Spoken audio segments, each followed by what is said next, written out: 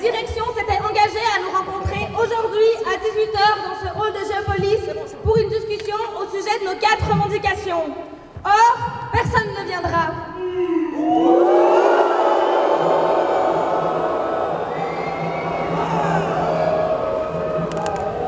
La direction de l'Université de Lausanne ne respecte pas ses engagements.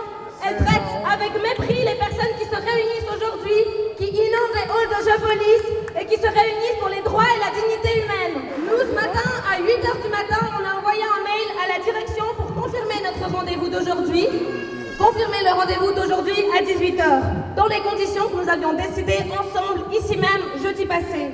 Nous avons reçu un mail aujourd'hui à 13h35 qui nous invitait à une rencontre entre une délégation de notre collectif, seulement 5 à 6 personnes. On est un peu plus, je crois.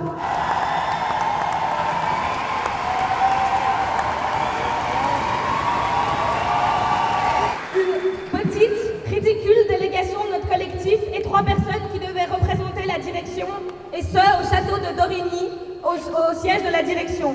Cela, vous le savez, ne correspond pas à la décision que la direction de l'Université de Lausanne s'était engagée à respecter devant nous toutes et tous jeudi passé. Une demi-heure plus tard, la direction a joint un membre de notre collectif pour demander une réponse rapide, alors même que nous avions insisté constamment sur le caractère démocratique de notre mouvement et du fait qu'on ne voulait pas parler dans des bureaux calfeutrés.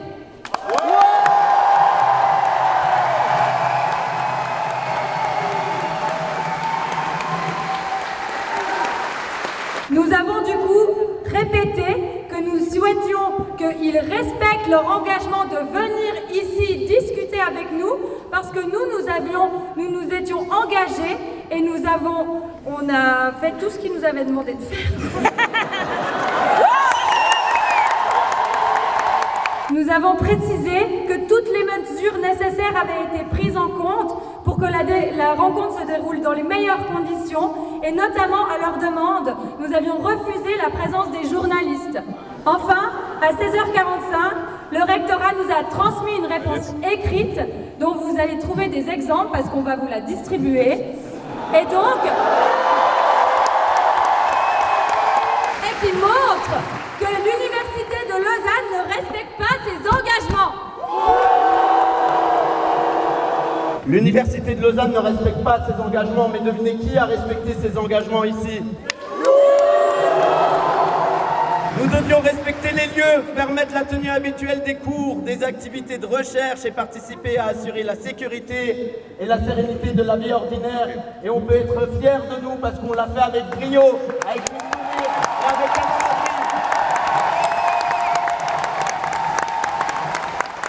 On s'est levé tôt et on s'est couché tard le soir pour organiser des groupes de travail de soutien, de logistique afin de respecter les lieux.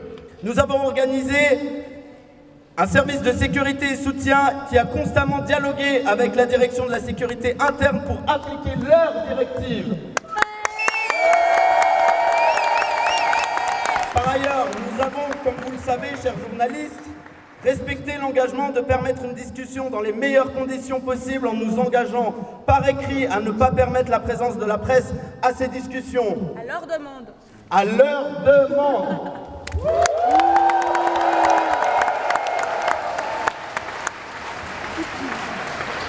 Compte tenu de ce qui a été dit avant et de la situation, nous sommes totalement outrés et choqués par la position de la direction qui a totalement trahi les conditions de la négociation. Ce retrait, il est profondément irrespectueux à la fois envers le mouvement, envers les différents collectifs, envers le corps professoral, ainsi que les étudiants et les étudiantes qui attendaient de la direction une transparence et un respect des conditions qui étaient imposées. Nous attendions également de la direction qu'ils viennent ici, sur cette table, nous présenter l'avancée des travaux sur la publicité des collaborations avec les institutions universitaires israéliennes. Nous avions également convenu que tant que la direction ne répondait pas à nos revendications et à nos demandes, nous resterions ici et l'occupation pouvait continuer.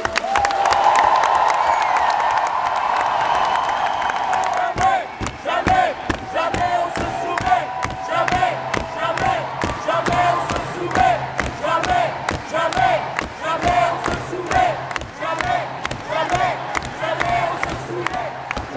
avions conscience, bien évidemment, que le délai du lundi 18h allait être un premier délai pour continuer la conversation, la conversation entre le mouvement et la direction.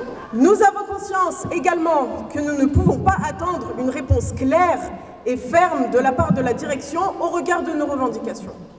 Cette rencontre, elle symbolisait pour nous le début d'une conversation entre la direction et le mouvement collectif et le début d'un dialogue clair entre nous tous et toutes. Le refus du dialogue nous questionne, il nous interroge et nous déçoit profondément. Nous restons sur nos positions et nous ne voulons certainement pas rompre le dialogue. Nous étions d'accord sur le fait que c'était le point le plus essentiel pour arriver à avoir réponse à ces demandes. Nous invitons également la direction à nous rejoindre sur cette même table où la première conversation a eu lieu jeudi 2 mai. Nous les invitons à venir demain, mardi 7 mai, à 18h, dans le hall du bâtiment Géopolis. Monsieur Herman et les autres membres de la direction, nous vous attendons tous et toutes demain à 18h sur cette même table. Et d'ici là, nous allons continuer le campement et nous allons rester ici. Le mouvement gardera sa persévérance, son pacifisme et son ouverture au dialogue collectif. Nous appelons donc toutes les personnes qui soutiennent le mouvement à nous rejoindre et à nous soutenir.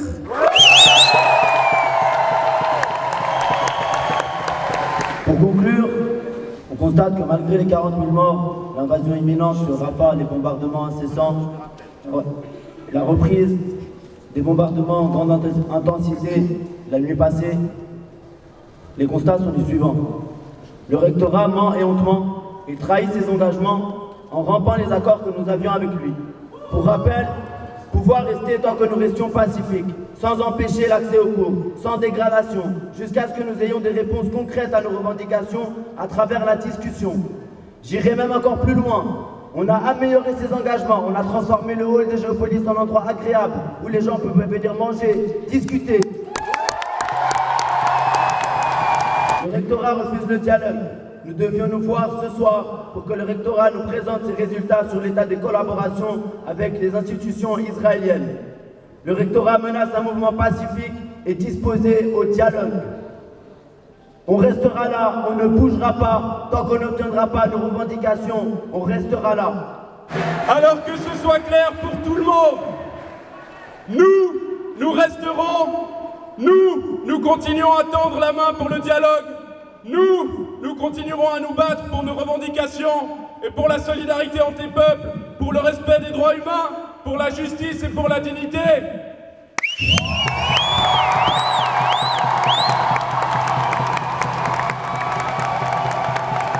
Je vous parle au nom d'un autre collectif. Nous sommes plus de 200 membres du corps professoral, enseignants, maîtres de recherche et autres qui avons signé une lettre de soutien à l'occupation de ce bâtiment.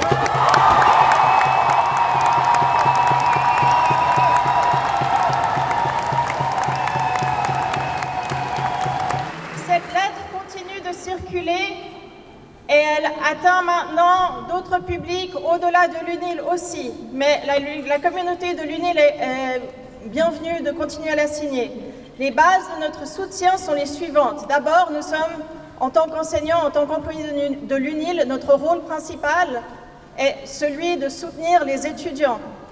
Ensuite, l'occupation, il faut le rappeler, l'occupation des bâtiments universitaires a une longue et illustre histoire dans la lutte pour les droits sociaux et les droits humains. Nous tenons aussi à rappeler que la liberté académique est très importante et qu'il est important pour nous de pouvoir nous exprimer, dialoguer et gérer ensemble comment nous nous comportons en tant qu'université.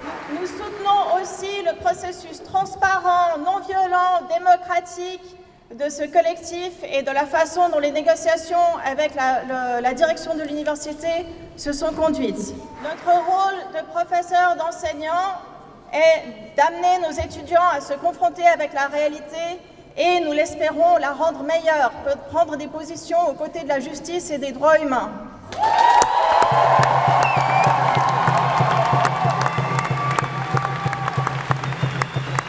Et nous pensons aussi qu'il est temps que l'université réfléchisse à ses collaborations avec les universités israéliennes. Nous ne parlons pas de toutes les collaborations possibles et imaginables, mais il faut le rappeler, et c'est quelque chose qui est démontré par la recherche, c'est quelque chose que nous citons dans notre lettre de soutien, c'est que les universités israéliennes ne sont pas neutres, y compris des programmes qui justifieraient les abus contre les droits humains, contre la Convention de Genève, et même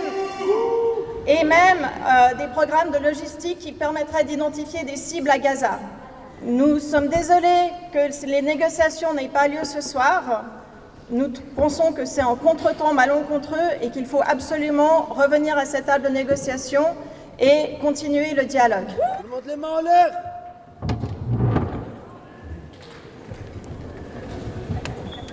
Nous sommes tous des enfants de Gaza. Nous sommes tous des enfants de Gaza. Nous sommes tous des enfants de Gaza. Nous sommes tous des enfants de Gaza. Nous sommes tous des enfants de Gaza.